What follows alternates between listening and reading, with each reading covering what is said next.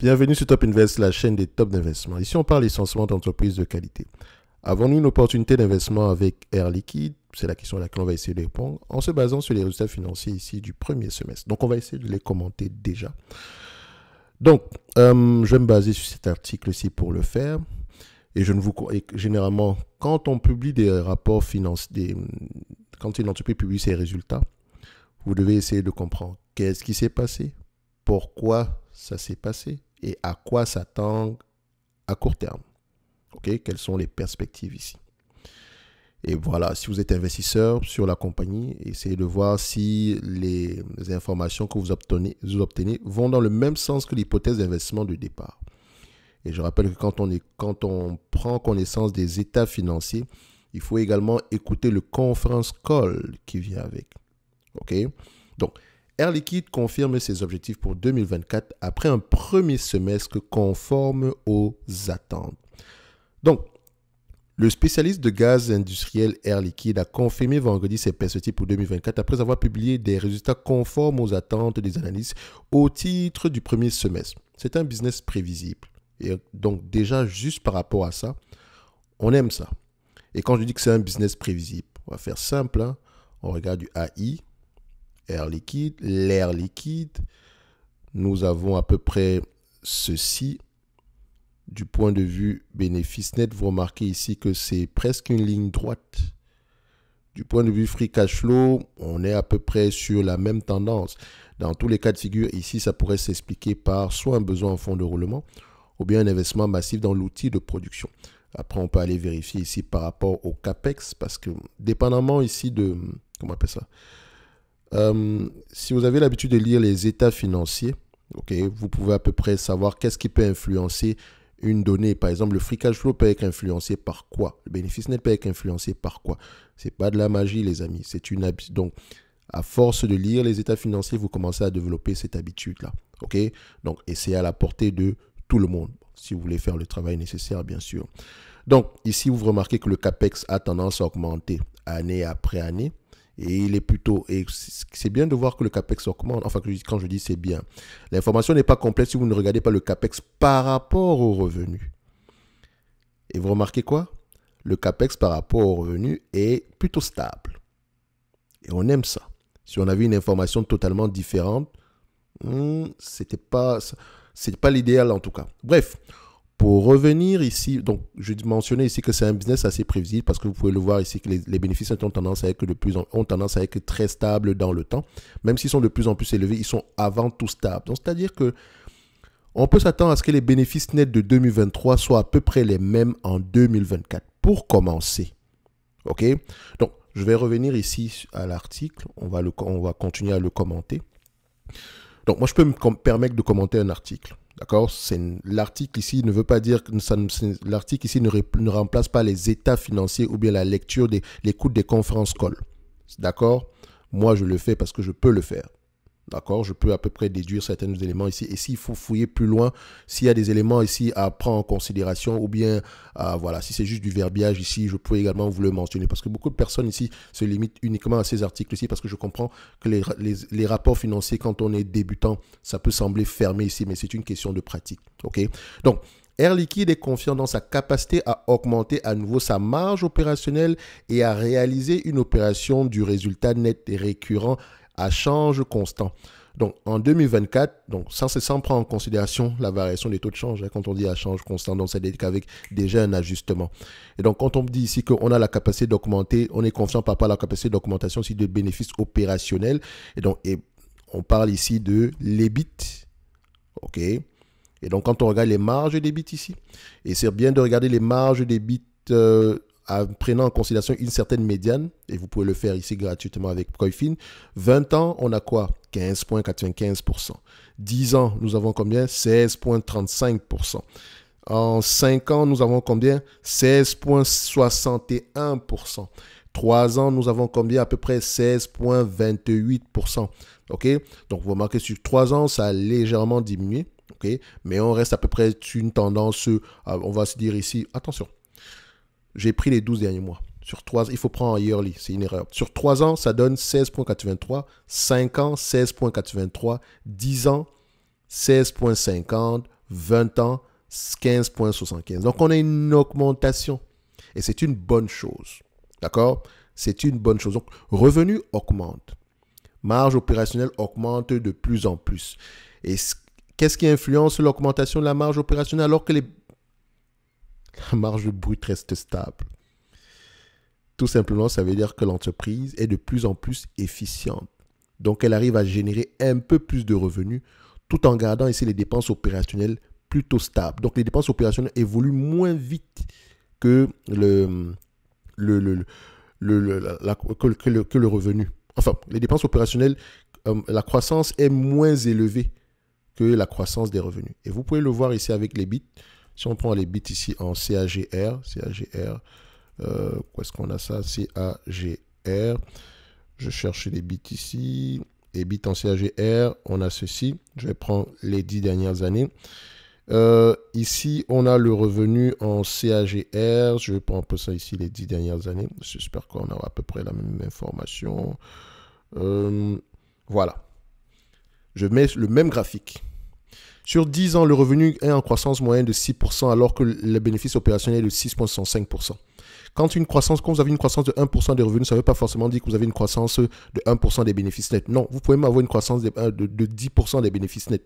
Ou bien, quand je parle de bénéfices nets ici, c'est un raccourci pour parler de bénéfices opérationnels ici. OK? Et donc, il faut toujours comparer les deux, l'évolution dans le temps. Si on prend à peu près, disons, les 5 dernières années, nous avons 8,17% par rapport à l'EBIT. Pour le revenu, nous avons à peu près 5,61. Ça augmente encore plus vite. Et donc, quand on regarde la croissance, il faut la regarder sous plusieurs formes. D'accord? Il faut à peu près ne pas juste se limiter aux revenus. Je l'ai déjà dit ici, mentionné ici plusieurs fois. Croissance des revenus n'est pas synonyme de croissance des bénéfices nets. C'est pas parce qu'on a 10% de revenus qu'on aura 10% de bénéfices nets. On peut même avoir des bénéfices nets moins élevés. Et si c'est le cas, ça veut dire qu'on, pour générer ce revenu-là, on a dépensé un peu plus en dépenses opérationnelles. OK? Donc, tout ce que je fais ici, ce n'est pas de la magie, les amis. Vous pouvez apprendre également à le faire en description de la vidéo. Vous avez le pack du débutant ici, où vous avez à peu près la lecture des rapports financiers, la lecture des états financiers. C'est pas la même chose, OK? Ainsi qu'une formation ici sur les rates. Toutes ces formations viennent avec des masterclass et vous avez également ici la possibilité de poser des questions. En supplément de ça, nous avons une rencontre une fois par mois si vous avez des questions supplémentaires ici en vidéo, OK? Et donc, toutes ces formations sont pratico-pratiques. C'est-à-dire que je ne prends pas la lecture des rapports financiers pour m'asseoir et finir le module et je reste tranquille. Non, je pratique. C'est fait sous forme de checklist afin de vous permettre également ici de commencer à faire le travail. OK? Donc, vous avez tout ça en description de la vidéo. Donc, si on continue sur notre article ici, alors, voilà. Sur les 6 premiers mois de l'année, Air Liquide a dégagé un résultat net de 1,68 milliard d'euros en amélioration sur un an de 3,3% en données publiées. Le résultat opérationnel courant d'Air Liquide a pour sa part augmenté sur un an à 4,9% en données publiées et 10,6% en données organiques pour atteindre 2,6 milliards d'euros au premier semestre. La marge opérationnelle du groupe s'établit à 19%, 19,4% en hausse sur un an ici de 170 points de base, donc ça dit ici en hausse de 1,7% en données publiées et de 100% et de 100 points de base hors énergie. Donc on a à peu près ici 1% en supplément. Donc, au premier semestre, Air Liquide a réalisé des réductions pérennes de sa base de coûts de 233 millions d'euros en hausse de 13% sur un an. C'est pour ça que l'EBIT est un peu plus élevé. Air Liquide vise des réductions annuelles de coûts de 400 millions d'euros. Donc, ça veut dire qu'on devient de plus en plus efficient. Il y a de grandes chances que si ça se réalise, on sera de plus en plus efficient. Donc, les marges pourraient encore augmenter. Le chiffre d'affaires d'Air Liquide est ressorti à 13 milliards 380 millions d'euros au premier semestre, en baisse de 4,3% en données publiées, mais en croissance de 2,6% en données organiques par rapport à la même période en 2023. Qu'est-ce qui a influencé cette baisse-là? Est-ce que c'est tout ce qui concerne ici les taux de change, etc. Donc, il faut aller vérifier ça. Donc, le chiffre d'affaires semestriel des activités gaz et services établi à 12,8 milliards, donc le plus gros segment. en repli de 4,5%, mais en amélioration de 2,6% en données organiques, selon le consensus établi par Vara Research, blablabla, blablabla. S'attendait à un résultat opérationnel de 2,5%, mais bon, ça, c'est pas important. Bref, on va se dire que les résultats sont plutôt corrects. OK? Et donc, on va dire, bon, c'est un peu normal sur du Air Liquide. Et justement, c'est parce que c'est prévisible que cette entreprise a tendance à s'échanger à des niveaux aussi élevés. Les multiples de valorisation sont assez élevés. Et donc, ici, on a à peu près la marge brute. Bon, je dirais que sur les 12 derniers mois, si on prend les 12 derniers mois, nous avons une marge, dernier trimestre ici, nous avons une marge brute en dessous de la moyenne de 1%. Okay? Enfin, on a 60% alors que la moyenne est aux alentours de 61%. C'est pas grand-chose, surtout ça ne dérange pas si les bénéfices opérationnels sont plus élevés en termes de pourcentage. En ce qui concerne donc l'évaluation Air Liquide, le marché s'attend à combien sur les dernières années? Net income et free cash flow vont dans le même sens, d'accord? On l'a déjà vérifié en début de la vidéo ici. Donc si je prends le consensus des analystes sur N plus 3, il a tendance à osciller entre 4 milliards 500 et 4 milliards 400. Donc plutôt stable, ok, on aime ça. Il y a de grandes chances également que Air Liquide atteigne ces niveaux-là. En date d'aujourd'hui, nous avons combien? 3 milliards, ok. Donc, si on se base sur le 4 milliards 400, et encore, il ne suffit juste pas de se baser sur 4 milliards 400. Ça, ce sont les attentes des analystes. Selon ce que Air Liquide a déjà eu à prouver dans le temps ici, il y a de grandes chances qu'elle puisse atteindre cet objectif-là. Mais vous, maintenant, en lisant les rapports financiers, quels sont les éléments qualitatifs qui vous encouragent également à penser la même chose? Ou bien est-ce qu'il y a des éléments de doute? Et tout va dépendre ici de l'expansion d'Air Liquide, la signature de nouveaux contrats, etc. OK? Donc, faites attention. Donc, ici, 4,42. Parce qu'ici, ce n'est pas le monde des Sims. On ne va pas juste prendre des chiffres pour les prendre. Non. Il faut vérifier. Derrière chaque chiffre, il y a un raisonnement. Quand on plaque un chiffre pareil, ça veut juste dire qu'on est optimiste. Maintenant, nous devons retrouver l'origine de cet optimisme-là. D'accord? Ça, c'est votre rôle parce que ce n'est pas écrit dans les chiffres. Pas du tout. Donc, si on prend l'équipe peut s'échanger entre 20 et 25 fois les bénéfices. OK? Disons 25 fois les bénéfices. Soyons optimiste, ça donne 110 milliards 500. Moins la dette nette en date d'aujourd'hui, et tout en vérifiant quel est le niveau de dette nette, et pour repérer la dette nette ici en moins de 4 ans, c'est une bonne chose, avec les bénéfices nets / free cash flow. Donc moins la dette nette aux alentours de 10 milliards 500, il va nous rester à peu près une centaine de milliards. 100 milliards divisé par le nombre d'actions en date d'aujourd'hui. On constate également que Air Liquide ne rachète pas d'actions. Vous savez que moi, je n'aime pas ça. Elle a une politique ici de distribution d'actions gratuites, entre parenthèses. L'action gratuite est un dividende déguisé. C'est tout. D'accord? Ça n'influence aucunement la valorisation du business. D'accord? Donc, ne venez pas me dire en commentaire que oui, mais tu n'as pas pris en considération les actions gratuites. Ça n'influence aucunement l'évaluation du business. Au contraire, ça pourrait même avoir un impact négatif sur le bénéfice net par action. Mais vous ne le voyez pas parce que le bénéfice net augmente de plus en plus. Mais à un moment donné, je pense que voilà, cette politique-là, il n'y a qu'en France qu'on entend généralement parler des actions gratuites. C'est quelque chose qui n'existe pas du tout ailleurs. Enfin, très rarement ailleurs en fait. On a plutôt tendance à privilégier le rachat d'actions. OK? Bref. Je suis pas en que voilà, je n'aime pas ça, mais Air Liquide, c'est un bon business. Ça n'enlève en rien ici la qualité du business. OK? Et donc, si vous calculez ici ce que vous aurez pu avoir si on avait racheté les actions, on allait avoir des bénéfices bien plus élevés que ça. Et donc, ça allait se refléter sur le prix de l'action. OK? Bref, ça c'est entre parenthèses. On referme la parenthèse, on avance. Divisé par le nombre d'actions, ça donne à peu près 173 € l'action. Et donc, on a pris en considération ici une certaine croissance attendue, donc dans 3 ans. On a enlevé la dette et on trouve à peu près 173 $, 173 €. Donc, on me demande ici de payer, en date d'aujourd'hui, 96 milliards 500, un business qui pourrait me rapporter 4 milliards 400 en moyenne. Enfin, en fait, quand je dis en moyenne, à partir de 2026. Parce que 2024 est inclus ici dans les 3 ans. Donc, ce qui veut dire que c'est un rendement de 4,5%, rien d'exceptionnel. Ce qui nous ramène ici à dire que Air Liquide est juste correctement évalué sans plus. C'est pas l'aubaine du siècle ni quoi que ce soit. OK? Correctement évalué. Donc, c'est un bon business. Est-ce que Air Liquide mérite d'avoir une place dans notre watchlist? Bien sûr. OK? On va la rajouter. 113 milliards. 113 euros l'action, ce qui veut dire ici que c'est quel segment d'activité? Chemical. OK? Donc, on fait ça. Boum. On cherche ici le segment Chemical. Il est où? Chemical. Voilà, il est ici. Et je vais chercher Air Liquide. L'air liquide, et je mets ici comme objectif. Je pourrais même écrire gentil, ne pas prendre en considération la dette, hein, parce que la dette d'Air Liquide est tellement... C'est petit, c'est minime, on va le dire comme ça.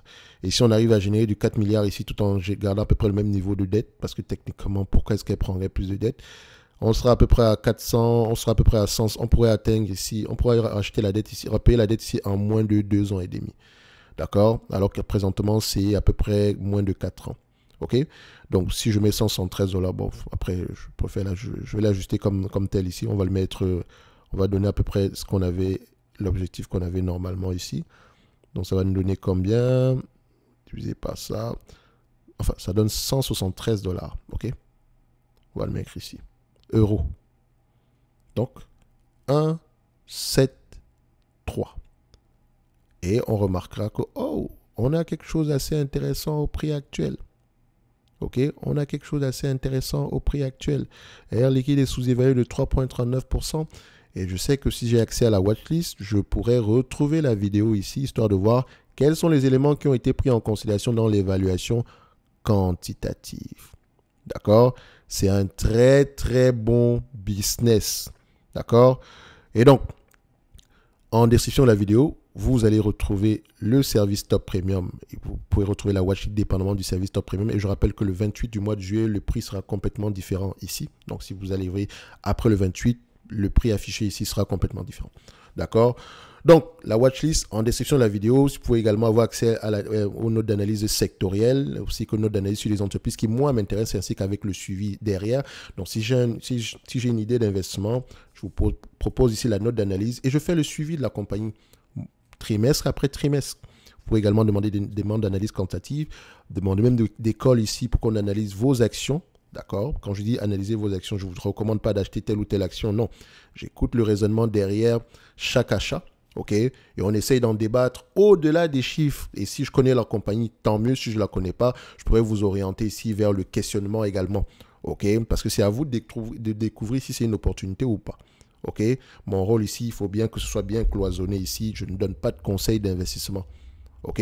Vous avez également accès à la communauté Discord. Donc, tout ceci pour le prix affiché en date d'aujourd'hui, parce que demain, ça sera complètement différent. D'accord? Donc, vous avez également en description de la vidéo le pack du débutant. Comment lire les rapports financiers, analyser les rapports financiers, comment lire les rapports financiers, les états financiers et les rates en description de la vidéo. Et pour ceux qui veulent monter en compétences et en confiance, vous avez le programme également d'accompagnement, à savoir l'accélérateur en description de la vidéo. L'accélérateur inclut déjà ces éléments-ci, plus autre chose. D'accord? Parce que chaque segment d'activité, chaque industrie s'analyse de manière différente. Il y a des questions spécifiques à poser. C'est essentiellement ce qu'on fait. D'accord? Module pratique, module pratique, module pratique. D'accord? Air Liquide, de manière générale, dividende, il est safe. Est-ce que vous voulez qu'on en parle pour le dividende? Il y a de grandes chances qu'il continue à croître. Une entreprise qui reverse à peu près, en termes de dividende, elle paye combien en date d'aujourd'hui? Dividende. On a combien? On paye à peu près 1,5 milliard. On génère à peu près 3 milliards aujourd'hui, donc près de 50% ici. Il nous reste pour racheter les actions, etc., payer la dette. Et vous pourrez remarquer qu'il y a de grandes chances que ce dividende continue à croître. Parce qu'aujourd'hui, le dividende en question, on pouvait vous reverser aux alentours ici de 4% de rendement. Or, c'est 1,74 et elle ne rachète pas d'actions. Donc, il y a une marge de croissance ici derrière. Mais vous connaissez déjà le plafond de verre. Et si on va jusqu'en 2026 avec le 4 milliards 400 ici, on pourrait monter à 4,6%, 4,1%. Je pense ici c'était ça, non? Ouais, c'est ça. On pourrait remonter ici aux alentours de 4,6%. Ce qui est également notre plafond de verre à cette période-là. Bref, on se donne rendez-vous sur la prochaine vidéo. Merci.